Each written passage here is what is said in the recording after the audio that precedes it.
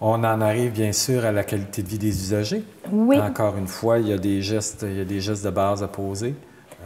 Qu'est-ce que vous avez découvert Bien, dans en votre fait, enquête? là, j'ai pas creusé tant que ça, cet aspect-là, à cause aussi de toute la démarche d'agrément qui est en cours, là, le processus pour que chaque Donc, ressource ce que vous nous dites se dans dé- ça ici, c'est que la démarche d'agrément n'est pas concurrentielle à la démarche C'est complémentaire. Tout processus d'amélioration continue rentre en ligne de compte là, dans et une rentre démarche. directement dans une Ah oui, démarche oui, de développement durable. Oui, oui, c'est au même titre, tantôt, quand on parlait de la santé et sécurité au travail, bon, il existe des organismes au Québec qui font un très bon travail là-dessus, puis c'est en pleine complémentarité là, avec ce qu'on fait, nous, là, quand on identifie des meilleures pratiques. Donc, ce qu'on a regardé, les 3 niveaux d'action, c'est tout d'abord, je dirais pour la Fondation, c'est d'offrir un milieu de vie qui est sécuritaire aux usagers. Le respect du droit de la personne, je crois, le terme qu'on peut utiliser qui serait le plus pertinent par rapport à ça, c'est de respecter l'individu derrière l'usager pour ne pas penser que c'est un client ou quoi que ce soit, là. Donc, vraiment voir l'humain derrière ça. Et puis, quand on passe à l'autre niveau, dans le fond, c'est de lui fournir un milieu de vie qui soit intéressant, un bel environnement. Parce que lui, l'usager, en fait, c'est son milieu de vie. C'est son milieu de vie. Là, il passe 24 heures sur 24, là, 7 jours sur 7. Donc, il faut vraiment qu'il y ait une bonne ambiance qui soit dégagée. Donc, les gestes peuvent paraître assez anodins ou assez superficiels. On parlait de décoration un peu et tout ça. Donc, l'éclairage, même la luminosité. Donc, ça peut paraître un peu accessoire, mais je pense que ça peut faire toute la différence quand on passe. Quand on vit dedans, ouais, des quand plantes, on vit dedans. parce que je lisais ça aussi, Oui, des des plantes dans les salons, ouais. des détails comme ça qu'on fait, qu'on fait dans nos maisons nous autres, parce que c'est notre milieu de vie. Il faut que ça soit représentatif d'un milieu de vie aussi pour eux autres. C'est ce que je comprends. Oui, puis je pense que c'est ça la différence aussi entre une ressource intermédiaire, en tout cas moi de ce que j'ai vu, là, entre une ressource intermédiaire et puis un palier supérieur qui a plus de soins, ça va être un peu moins humain. Puis je pense que l'aspect environnement dans lequel l'usager va vivre fait toute la différence. C'est ça qui peut bien caractériser là, ou donner une valeur ajoutée, je dirais, à une ressource intermédiaire aussi. Ça, là, on est rendu au 2e niveau. Le 3e niveau, quand on parle des unités de mesure, comment est-ce qu'on peut mesurer la qualité de vie des usagers? C'est plus difficile, hein? Puis je dois avouer que moi, c'est pas un milieu dans lequel j'ai toujours travaillé, là. C'est un nouveau milieu pour moi, un nouveau secteur d'activité. Donc, c'est sûr qu'on est allé en fonction des plaintes aussi et de la rétroaction avec l'établissement partenaire. Donc, on a essayé d'identifier quelques indicateurs là, comme ça. OK. On va parler aussi de l'intégration à la collectivité. Oui, un sujet chaud. Oui, je me rappelle pendant une rencontre avec une des 2 ressources, hein, on a discuté de ce sujet-là, à savoir pourquoi certaines ressources sont si mal acceptées dans leur milieu. Puis il faut penser que tout projet de développement, là, peu importe sa taille au Québec, suscite des réactions. Il y a toujours quelqu'un qui ne veut pas d'un certain type d'activité à côté de chez eux. C'est la même chose quand on arrive pour construire un HLM ou même un bloc appartement dans un quartier résidentiel. Il y a des gens qui vont s'y objecter. Donc, les gens sont maintenant très, très, très centrés, je pense, sur leur propre petite qualité de vie. Là. Puis, j'appellerais pas ça de la qualité de vie, j'appellerais ça de la tranquillité au quotidien. C'est un peu différent.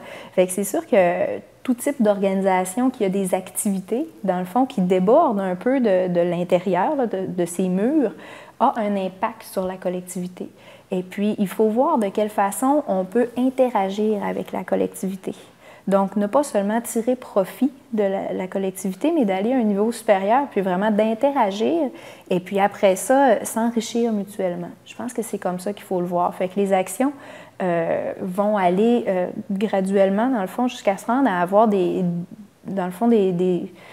communications, je dirais, là, avec l'ensemble des parties prenantes qui vont entourer la ressource intermédiaire.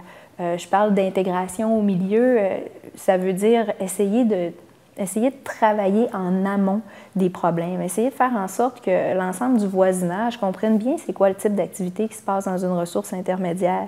Puis moi, j'étais contente d'en visiter parce que quand on les regarde de l'extérieur, c'est toujours très, très, très nébuleux. Hein. On ne sait pas trop ce qui se passe là-dedans. On ne sait pas il y a combien de gens. Puis je comprends que ça peut être un peu épeurant pour des voisins. Mais je pense que s'il y a des bons échanges, s'il y a du dialogue, un bon dialogue social, bien là, on peut en venir à éviter des situations de plainte ou encore de dénonciation ou quoi que ce soit. Là.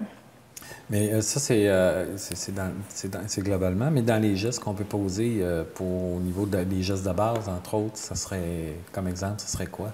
Bien, je pense que le premier geste pour bien s'intégrer dans son milieu, ça va être d'employer des gens de son milieu. Donc, surtout quand on est en milieu rural, si on est dans une petite municipalité, dans une petite collectivité, ça va être de faire en sorte qu'il y ait un maximum de gens du village, on peut dire, qui travaillent dans la ressource. Comme ça, les gens sont plus à même de comprendre c'est quoi qui se passe dedans. Si c'est notre cousine, par exemple, qui travaille dans la ressource intermédiaire, bien, on va peut-être être moins porté à juger un peu son type d'activité. Et puis aussi, au niveau du bénévolat, je pense qu'il faut regarder plus loin que les employés, mais essayer d'impliquer la population dans les activités. Et puis, si on va à un autre niveau, bien là, c'est vraiment d'essayer de créer des collaborations avec des organismes du milieu pour améliorer, entre autres, l'animation qui va être offerte, pour amener un certain dynamisme. Puis il y a toujours des organismes qui sont prêts à offrir ces services-là. Puis des fois, ça peut être assez inusité. C'est pas nécessairement des organismes communautaires d'aide et tout ça. On peut aller plus loin que ça. Donc, c'est vraiment entrer en interaction, puis offrir au milieu, puis tirer profit du milieu, on peut dire. Mais là, on ne parle pas juste de la ressource en tant que telle, mais on parle aussi des gens qui vivent dans la ressource, oui.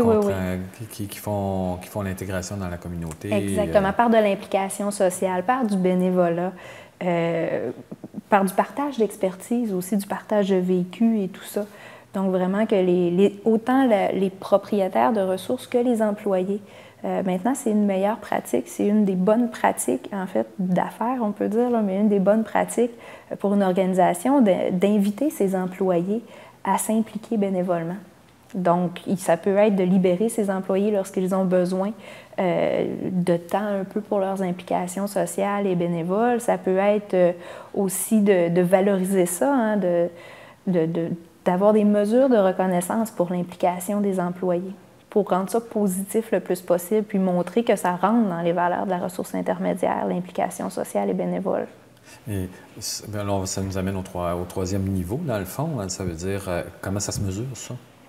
Bien, c'est assez difficile à mesurer parce que là, on tombe dans l'abstrait un peu, là, mais il y a des indicateurs qui ont été identifiés pour ça.